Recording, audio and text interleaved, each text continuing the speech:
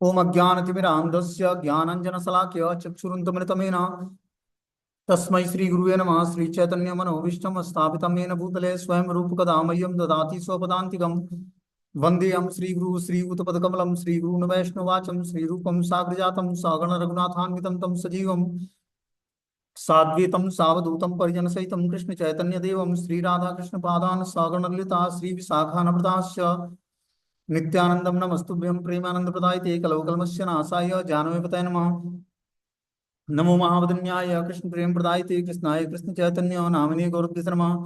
अनर्पित चरिचिरात करुणावतीर्णो कलौ समर्पित उन्नत उज्ज्वल स्वभक्ति श्रियम हरिपूर्ण सुंदर भूतकदम्ब संदीपितम सदा हृदय कंदरे स्मृत्वा सचिनंदनम संसार दुःख जलदो पतितस्य कामः क्रोधादीन कर्म करे कवलीकृतस्य दुर्वासना निवर्तस्य निराश्रयस्य चैतन्यचन्द्रमवधेहि पदावलम्बं चैतन्यचन्द्रमं हृदि कुमुदं विकास्यं हृदयं विधेहि निजि चिन्तन भृङ्गरङ्गे किञ्चापराधतिमिरमिन्निविड्ढविधूयं पादामृतं सदा पायत दुर्गतं माम् आजानुलम्बित भुजो कनकावदातो संकीर्तनेकपितरो कमलायदाक्षो विश्वम्भरो द्विवरो युगधर्मपालो वन्दे जगत्प्रियकरो करुणावतारो नमस्त्रैकाल सत्याय जगन्नाथाय सुताय च सवृत्याय सपुत्राय सकलत्राय ते नमः। अवतीर्णो साकरुण्यो परिचिन्नो सदीश्वर श्रीकृष्ण चैतन्य नित्यानंदो द्वय भ्रातरं भजे स जयति विशुद्ध विक्रमं कनकाभ्यं कमलाय दीक्षणं वर्जानुनं विलम्बितं खडभुज बहुधा भक्तिरसाविनर्तकं जयति जयतु देव कृष्ण चैतन्य चंद्रो जयति जयतु कीर्तितस्य नित्या पवित्रं जयति जयतु वृत्तस्य विश्वेश्वमूर्ति जयति जयतु नृत्यत्व स्वरूपा प्रियाणं पंचतत्वात्मकं कृष्णं भक्तरूपा स्वरूपकं भक्तावतारं भक्ताख्यं नमामि भक्तिशक्तिकं। जय श्री कृष्ण चैतन्य प्रभु नित्यानंद श्री अद्वैत गदाधर श्रीवासादि श्री गौर भक्तवृंद। हरे कृष्ण कृष्ण कृष्ण हरे हरे हरे राम राम राम हरे हरे।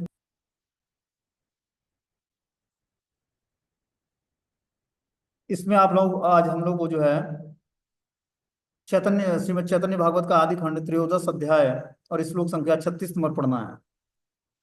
बोलते हैं सहस्त्र सहस्त्र महा महा भट्टाचार्य सबे चिंतय मने छाड़िया सब कार्य। सहस्त्रों सहस्त्रों महा महा भट्टाचार्य सभी अपने अपने अन्य कार्यों को छोड़कर इसी की चिंता करने लगे। क्या चिंता करने लगे? एक दिग्विजयी पंडित अब जो है नवद्वीप में पधारता है, जो पूरे विश्व में भ्रमण करके जितने भी पंडित थे सबको हराकर और जो है जय पत्र ले चुका है। अब वो नवद्वीप में पंडितों को परास्त करने के लिए आता है। चतुर्दिक सबे करे न कोलाहल बुझी बाड़ यही बार यत विद्या बल। चारों ओर यही कौतूहल हो गया कि अब पता लगेगा कि किसमें कितना विद्या बल है। ये सब वृतांत ये तो पढ़ुयार गणे कही लेना निज गुरु गौरांगे स्थान। एक दिग्विजयी सरस्वती वस करी सर्वत्र जिनिया बुले जय पत्र धरी। हस्ति घोड़ा दोला लोक अनेन सहति संप्रति आसिया हेला नवदीप स्थिति। नवदीपे अपनारे प्रतिद्वंदिचाय नहे जय पत्र मांगे सकल सभाय। यह सब वृतांत विद्यार्थियों ने अपने गुरु श्री गौरांग देव से जाकर कहा कि एक दिग्विजयी पंडित सरस्वती को अपने वश में करके सर्वत्र विजय प्राप्त कर चुका है और जय पत्र लेकर भ्रमण कर रहा है। उसके साथ अनेक हाथी घोड़े पालकी और मनुष्य हैं। अब वह इस समय नवद्वीप में आकर ठहरा है। वह नवद्वीप में अपना प्रतिद्वंदी चाहता है और अन्यथा समग्र सभाओं में जय पत्र प्राप्त कर चुका है। तो इस तरह से केशव कश्मीरी नामक विद्वान पंडित था, जो पूरे संसार में घूमकर सारे विद्वानों को हराकर उनसे जय पत्र साइन करा कर रखा था। अब वो नवद्वीप में अनेक घोड़ों हाथी पालकियों के साथ मनुष्यों के साथ नवद्वीप में आकर ठहरता है। तो महाप्रभु चैतन्य देव के जितने शिष्य थे आकर महाप्रभु को बताते हैं, सुनिया शिष्य गणेर वचन गौरमणि हासिया कही ते लागी लेना तत्व वाणी। सुना भाई सब यही कही तत्व कथा अहंकार नाश है न ईश्वर सर्वथा। ये एक गुणे मत हैया करे अहंकार अवश्य ईश्वरतः करे ना संहार। श्री गौरमणि शिष्यों के वचन सुनकर हंसते हुए तत्ववाणी कहने लगे, भाइयों सुनो, अब मैं यह तत्व की बात कहता हूं कि ईश्वर अहंकार को कभी सहन नहीं करते हैं। जो आदमी जिस जिस गुणों में उन्मत्त होकर अहंकार करता है, ईश्वर अवश्य उसके अहंकार को नष्ट कर देते हैं। भगवान सब कुछ बर्दाश्त करते हैं, लेकिन अपने भक्तों के अंदर या किसी के अंदर भी भगवान अहंकार बर्दाश्त नहीं करते हैं।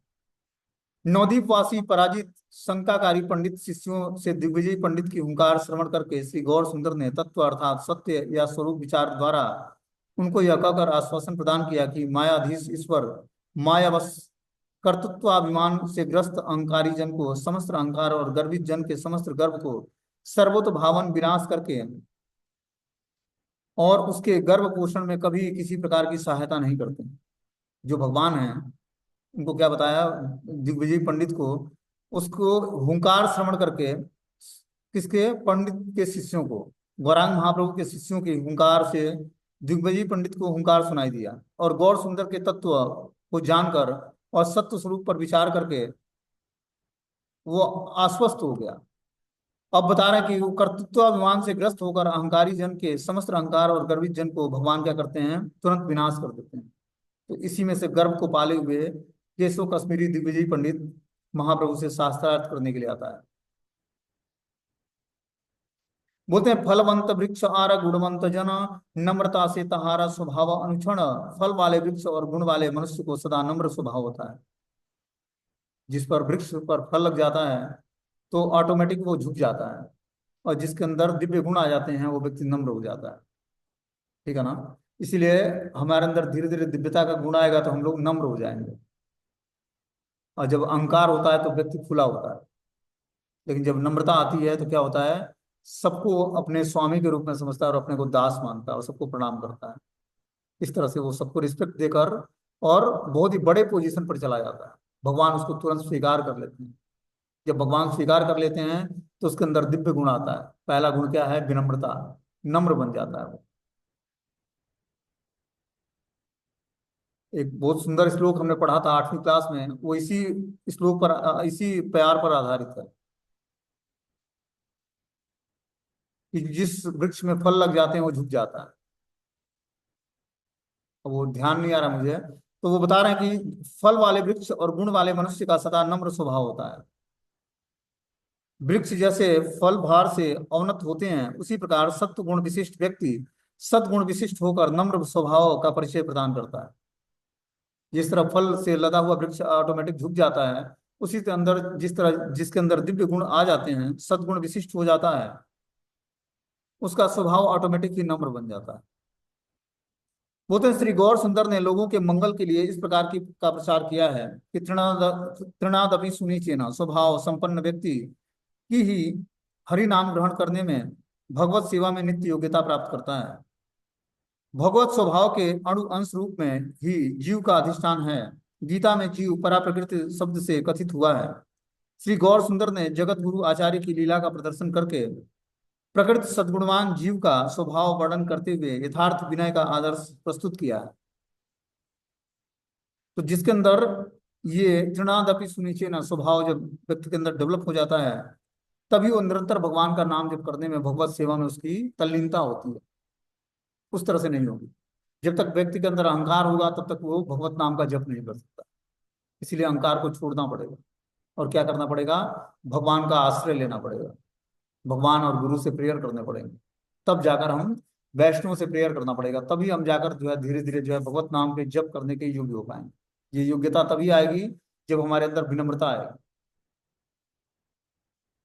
बोलते हैं हे नहु सबेण बाण नरक रावण, महादिग्विजय सुनी याचे ये जन, बुझ देखी कार गर्भ चूर्ण नाही हय, सर्वथा ईश्वर अहंकार नाही सह। है नहुष्य वेण बाण नरकासुर और रावण आदि जो जो व्यक्ति महादिग्विजयी सुने जाते हैं, देखो और समझो कि उनमें से किसका गर्भ चूर्ण नहीं हुआ। ईश्वर कभी अहंकार को सहन नहीं करते हैं। तो जिसके अंदर भी अहंकार उत्पन्न हुआ, भगवान ने उसके अहंकार को चूर्ण करने के लिए बार बार क्या करते हैं, भगवान अपना अवतार लेते हैं।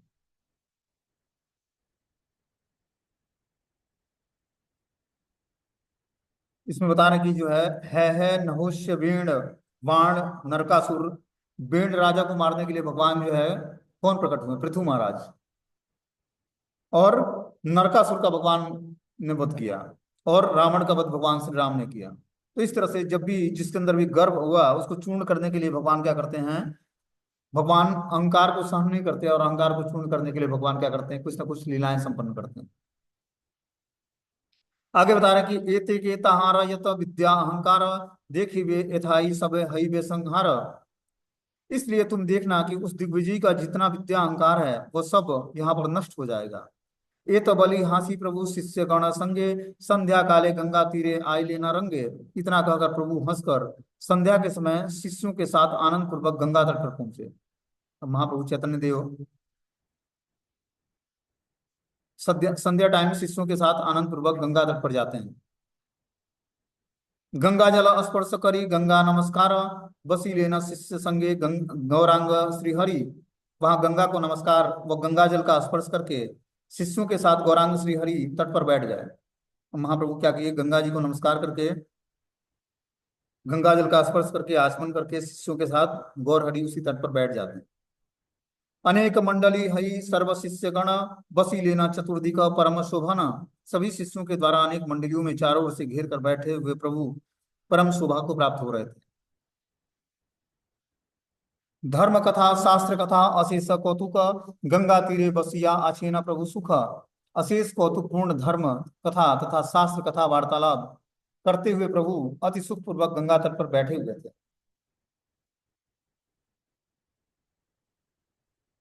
कहा रे ना कही मने, भावे न ईश्वर, दिग्विजय जिनीवाड़ के मन प्रकारे।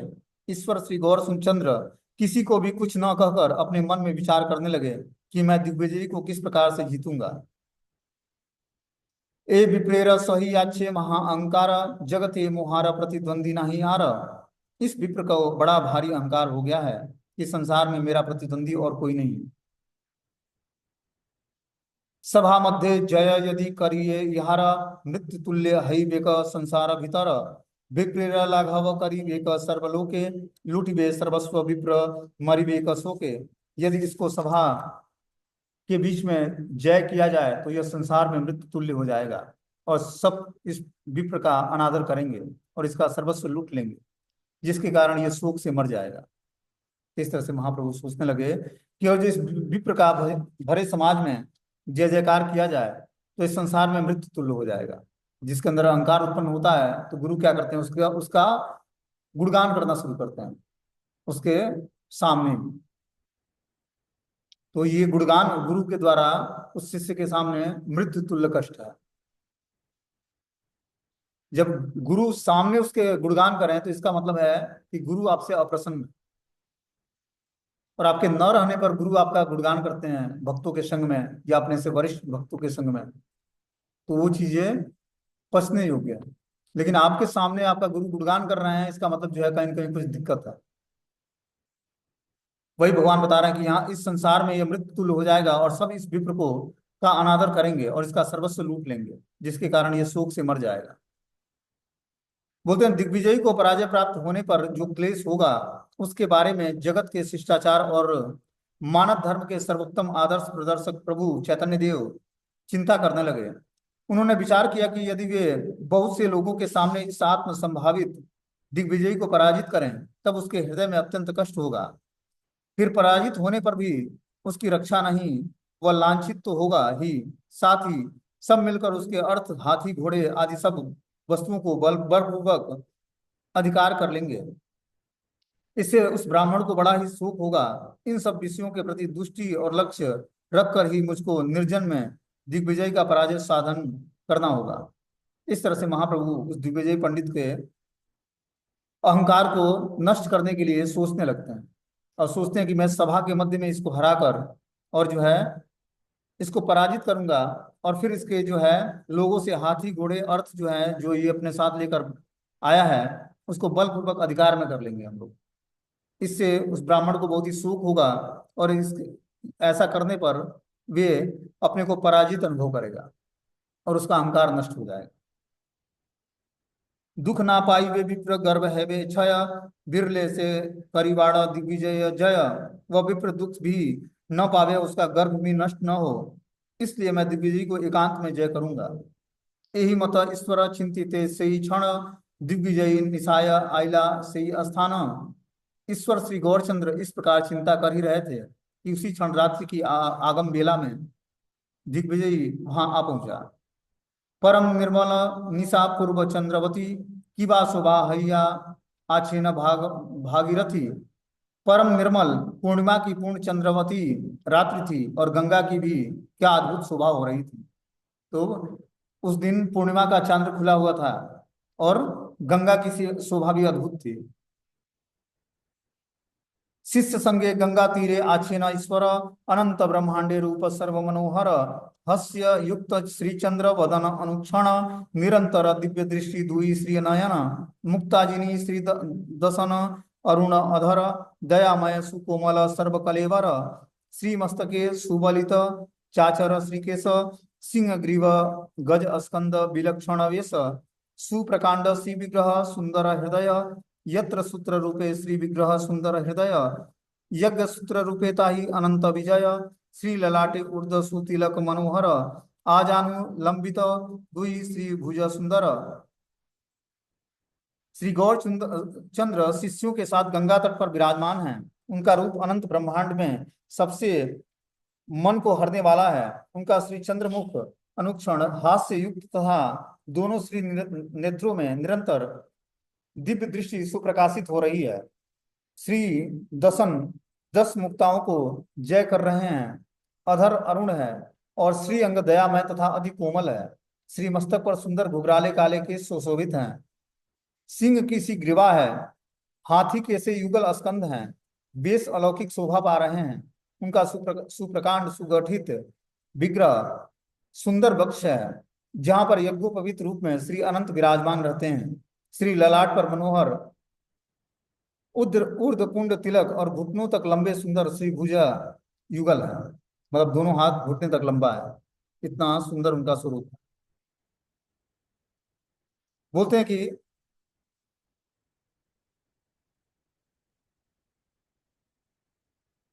योगपट्ट छांदे वस्त्र करिया बंधन, बाम उरु माझे थुई दक्षिण चरण। योगपट्ट की रीति से वस्त्र बंधन कर दक्षिण श्री चरण को बाएं जंघा पर रखकर प्रभु विराजमान है।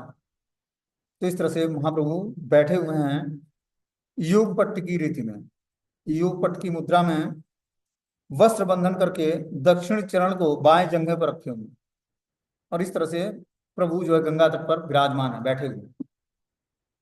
करिते अच्छे न प्रभु शास्त्री व्याख्यान, है नय करे न प्रमाण। प्रभु शास्त्र की व्याख्या करने में लगे हुए हैं। वे मंडित तथा मंडित का खंडन और खंडित को प्रमाणित करते हैं। पहले क्या करते हैं, जो प्रमाणिक है उसको उसको खंडित करते हैं, और फिर जो है जो खंडित हो गया उसको फिर से प्रमाणित बता देते हैं। ऐसे तर्क प्रस्तुत करते हैं अपने शिष्यों के साथ। अनेक मंडली है सर्व शिष्यगण, चतुर्दिक बसिया आछेन सुशोभन। चारों ओर सभी शिष्यगण अनेक मंडलियों में बैठे हुए सुशोभित हो रहे हैं। और अपूर्व देखिला दिग्विजय विस्मित, मने भावे यही बुझी निमाई पंडित। ऐसा अपूर्व दिव्यता को देखकर श्री दिग्विजयी भी अति विस्मित हो उठे, तो मन में विचार किया कि स्वभावतः यही निमाई पंडित है।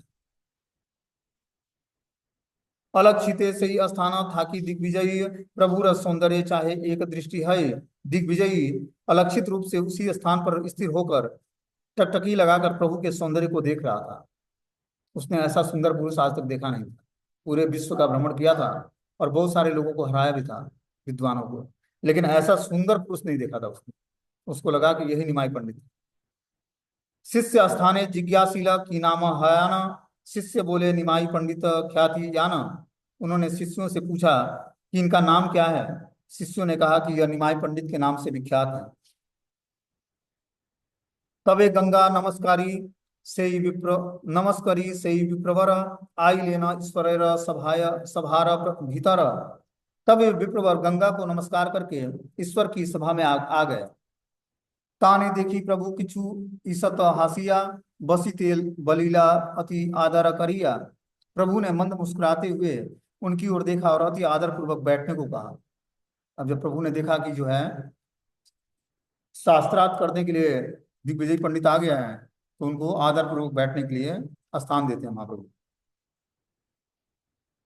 परम निशंक से दिग्विजयी आर, तबु प्रभु बोलिया साधवस्य हेलतार। एक तो वे परम निशंक और दूसरे दिग्विजयी। तब भी प्रभु को देखकर उन्हें भय हो रहा था। उसने पूरे संसार को हरा दिया था, लेकिन प्रभु के पास आते ही उसको भय लगने लगा। ईश्वर स्वभाव शक्ति एहि मत हय, देखिते मात्र ताने साध्वस जन्मय। ईश्वर स्वभाव की शक्ति ऐसी होती है कि दर्शन करते ही दर्शक को भय लगने लगता है। ईश्वर का स्वभाव ही ऐसा है कि दर्शक को भगवान से भय लगता है जो भगवान का भक्त नहीं है या अहंकार में मत है। सात सात पांच कथा प्रभु कही विप्रसंगे, जिज्ञासिते तारे किछु आरंभीला रंगे। प्रभु ने उस विप्र के पांच सात बातें करने के पश्चात कौतुक पूर्वक कुछ पूछना आरंभ किया। तो महाप्रभु ने उस विप्र से पांच सात बातें की और फिर उसके बाद कुछ प्रश्न पूछना आरंभ कर दिया। प्रभु कहे तुम्हारा कवित्वेर नाही सीमा, हेन नाही यहाँ तुम्ही ना कर वर्णन। गंगार महिमा किछु करह पठन, सुनिया सबारे हौक पाप विमोचन। प्रभु ने कहा कि आपकी कवित्व शक्ति की कोई सीमा नहीं है, ऐसा कोई विषय नहीं है जिसका आप वर्णन न कर सकें। इसलिए आज आप गंगा की कुछ महिमा पाठ कीजिए जिससे सुनकर सबके पापों का विमोचन हो जाए। महाप्रभु ने बोला कि गंगा के बारे में कुछ आप हमें बताइए, उनका उनकी महिमा का पाठ शुरू करिए आप। सुनी सी दिग्विजयी प्रभुरा वचन, से क्षण करिबार लागिया वर्णन। दिग्विजय ने प्रभु के वचनों को सुनकर उसी क्षण वर्णन करना प्रारंभ कर दिया। द्रुत ए लागिला विप्र करिते वर्णन, कत रूपे बोले तार के करीब सीमा। वे विप्र ऐसे तीव्र गति से इतने प्रकार से वर्णन करने लगा कि इसकी कोई सीमा ही नहीं कर सकता। मतलब गंगा के गुणगान में बहुत सारे उसने श्लोक बोल दिए। कत मेघ सुनी है न करे गर्जना, यही मत कवित्वेर गांभीर्य पठन। उनकी कविता का पाठ इस प्रकार गांभीर्य से हो रहा था कि मानो कितने ही मेघ गर्जन करते हुए सुनाई दे रहे हैं। बहुत ही गंभीरता से उसने गंगा जी का गुणगान शुरू किया। जीवाय अपनी सरस्वती अधिष्ठान, ये बोले ये से है अत्यंत प्रमाण। इतनी जीवा पर स्वयं माता सरस्वती का अधिष्ठान था। उनकी जीवा पर जो कुछ भी वर्णन करते वही अत्यंत प्रमाणिक होता जाता। इस तरह से उसकी जीवा पर माता सरस्वती का निवास था और इस तरह से जो भी वो वर्णन करता वो प्रमाणिक होता जाता। मनुष्य शक्ति आता है दूषी वेक के, हे न विद्यावंत नाही बुझी वेक एय। मनुष्य में क्या शक्ति कि उनके कवित्व में दोष निकाल सके, यही नहीं ऐसा विद्वान भी कोई नहीं था जो उनको समझ भी सके। सहस्त्र सहस्त्र यत प्रभुर शिष्यगण, अवाक हैया सबे सुनिया वर्णन। प्रभु के सहस्त्रों सहस्त्रों जो शिष्य थे वे सभी उनके वर्णन को सुनकर अवाक रह गए। राम राम अद्भुत स्मरेण शिष्यगण, मनुष्य एहि मत की स्फुरे कथन। सभी शिष्य विस्मित होकर राम राम ऐसा स्मरण करते हुए विचार करने लगे। और क्या इस प्रकार के वर्णन का स्फुरण भी मनुष्य में कभी संभव है? इतना वो तीव्र गति से श्लोक बोलता कि सारे व्यक्ति जो है अचंभित थे, सब राम राम करने लगे कि ऐसे भी कोई वर्णन कर सकता है क्या इतना स्फुरण से? ये मनुष्य के लिए कैसे संभव हो सकता है? जगते अद्भुत यत शब्द अलंकार, से वही कवित्वेर वर्णन नहीं यार। संसार में जितने भी अद्भुत शब्द अलंकार हैं उनकी कविता में उनके वर्णन के अतिरिक्त और कुछ नहीं था। तो सारे अलंकारों से युक्त कविता और जो है अलंकार छंद समास सब ध्यान में रखते हुए परफेक्ट श्लोक उच्चारण करता हो गंगा जी के गुणगान में। सर्वशास्त्री महाविशारद ए जन, ये न शब्दता सवा रो बुझते विस्मय। उन्होंने ऐसे ऐसे शब्दों का प्रयोग किया उनका समझना सभी शास्त्र विशारद मनुष्यों के लिए भी कठिन था। दिग्विजय के रचित पठित गंगा सत्व में सर्वत्र विस्मयकर और उत्कृष्ट शब्द विन्यास और अलंकारिक सौंदर्य वर्तमान था। इसलिए समस्त शास्त्रों में पारदर्शी विद्वान परम पंडित भी उन सब श्लोकों के अर्थ बोध और रसास्वादन में अत्यंत कठिनता का अनुभव करते थे। तो जो उसने केशव कश्मीरी ने जो वर्णन किया वो उत्कृष्ट शब्द विन्यास था। मतलब साधारण शब्दों का प्रयोग नहीं किया, बहुत ही उत्कृष्ट शब्दों का प्रयोग किया और अलंकारिक सौंदर्य का वर्णन किया। पूरा अलंकार छंद समास ध्यान में रखते हुए वर्णन किया। समस्त शास्त्रों में पारदर्शी विद्वान परम पंडित इस श्लोकों के अर्थबोध और रसास्वादन में अत्यंत कठिनता का अनुभव करते। जो बड़े बड़े विद्वान बैठे थे उस सभा में वो भी जो है बड़े कठिनाई से उसका अनुभव कर पाते थे जो वर्णन करने लगा जब गंगा जी के सत्व का। दिग्विजयी प्रहर खाने खाने का दिग्विजयी अद्भुत से पढ़े तथापि अंत नहीं। इसी प्रकार एक प्रहर तक दिग्विजयी पंडित अद्भुत गति से वर्णन करते रहे तब भी पाठ का अंत नहीं हो रहा था। तो इस तरह से वो एक प्रहर तक अद्भुत गति से वो वर्णन करता रहा गंगा जी का। पढ़ी यदि दिग्विजयी हेला अवसर तबे हासी बलि लेना श्री गौर सुंदर। कुछ समय पश्चात जब दिग्विजयी पंडित वर्णन करते करते रुके, तो हंसते हुए श्री गौर सुंदर ने कहा, क्या बोला गौर सुंदर ने, तुम्हारा ये शब्देर ग्रंथेर अभिप्राय तुम्ही बिने बुझाइल बुझाना ही आय। एतेक आपने किछु करह व्याख्यान, ये शब्द बोला तुम्ही से सुप्रमाण। आपका शब्द जोड़ने का जो अभिप्राय है वो आपके समझाए बिना समझा नहीं जा सकता है। इसलिए आप इनकी कुछ व्याख्या कीजिए। आप जिस शब्द का जो अर्थ बताएंगे वह अति प्रमाणिक है। सुनिया प्रभुरा वाक्य सर्व मनोहर, व्याख्याय करी बारे लागी लेना विप्रवर। प्रभु के अति मनोहर व्याख्या वाक्य सुनकर विप्रवर ने व्याख्या करनी प्रारंभ कर दी। व्याख्या करी लेना मात्र प्रभु से ही क्षण, दूसरी लेना आदि मध्य अंत्य तीन स्थान। व्याख्या आरंभ करने मात्र से ही प्रभु ने उसी प्रकार उनकी कविता को आदि मध्य और अंत तीनों स्थानों में दोषपूर्ण बताया। महाप्रभु ने जब वो व्याख्या करने लगे तो उसको आदि अंत और मध्य के तीनों भागों में कुछ न कुछ उसमें दोष निकाला, दोषपूर्ण बताया कि यहाँ यहाँ इसमें दोष रह गया। वो तो अपने रचित श्लोकों में दिग्विजय पंडित परम उत्साह के साथ व्याख्या करने लगा। वह इस प्रकार से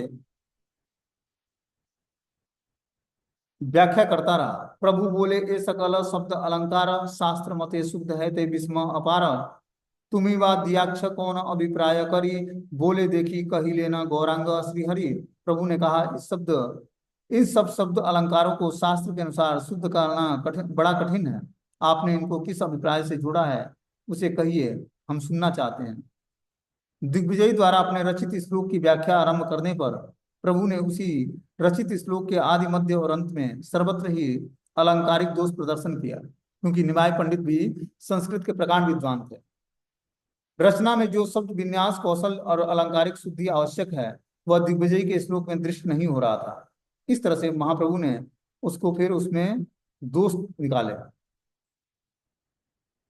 ये तो बड़ा सरस्वती पुत्र दिग्विजयी, सिद्धांत ना स्फुरे किछु बुद्धि गेला कही। इतने बड़े दिग्विजयी सरस्वती पुत्र को कुछ भी सिद्धांत स्फुरण न हुआ, न जाने उनकी बुद्धि कहाँ चली गई।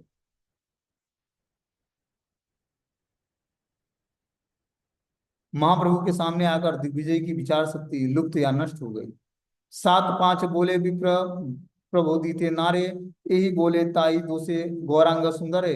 वे विप्र केवल पांच सात ही बोल रहे थे, परंतु भली भांति समझा नहीं पा रहे थे। जो वे बोल रहे थे श्री गौर सुंदर उसका भी खंडन कर देते थे। सकल प्रतिभा पला ईला कौन स्थाने, आपने ना बुझे विप्र की बोले आपने। न जाने उनकी सब प्रतिभा कहाँ चली गई। वे विप्र सब स्वयं अपनी बात भी समझ नहीं पा रहे थे कि मैं क्या बोल रहा हूँ। प्रभु बोले, ए ठाकुआ पढ़ कुछ आर, पढ़ी वो पूर्व मत शक्ति नहीं आर। तब प्रभु बोले कि इसे रहने दीजिए, कुछ पढ़िए, किंतु इसमें अब और पूर्ववत पढ़ने की भी शक्ति न रही। महाप्रभु ने बोला कि अभी आप कुछ पढ़िए फिर जाकर व्याख्या करिए, लेकिन उनके अंदर पूर्ववत पढ़ने की शक्ति ना रही। कौन चित्र ताहन सम्मोह प्रभु स्थान, वेद पायना मोह यार विद्यमान। जिस प्रभु के सम्मुख वेद भी मोहित हो जाते हैं, उनके सम्मुख दिग्विजय का मोहित हो जाना कौन सी विचित्र बात है। तो इस तरह से महाप्रभु के सामने दिग्विजय पंडित मोहित हो जाता है, मतलब मोहित मतलब लज्जित हो जाता है, जब महाप्रभु ने बोला कि अभी आप पढ़िए फिर जाकर व्याख्या करिएगा। ठीक है ना। अब आगे 101 नंबर पे आ रहा है, उसको हम लोग कल सुनेंगे। मीटिंग क्लोज हो जाएगा। कोई क्वेश्चन है इस सब्जेक्ट पे तो आप पूछ सकते हो।